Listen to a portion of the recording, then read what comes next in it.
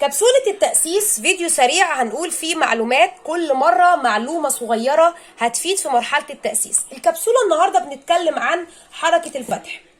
عندي مشاكل كتير مع الأطفال في قراءة حركة الفتح.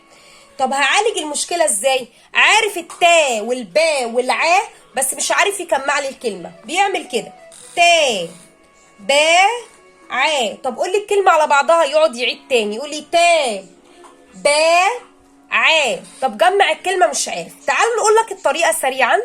هو كده قدامه الكلمة وعارف نطق وصوت كل حرف، لكن مش عارف يجمعهم على بعض.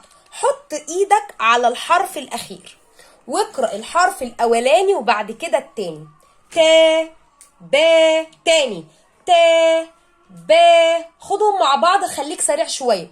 تا با. تاني تا با. كويس، يلا تبا تبا تبا. لقيتيه كرر وابتدى يربطهم في بعض شوية، فعلا مش مقطعهم قوي.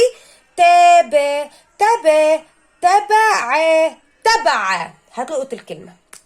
مرة مثال سريع، يلا حاجة تانية نفس الفكرة هنعملها مع طفل. خبي الحرف الأخير واقرأ أول حرف لوحده والتاني لوحده. سا كا سا كا سكا سكا ساكا سكا سكنا سكنا.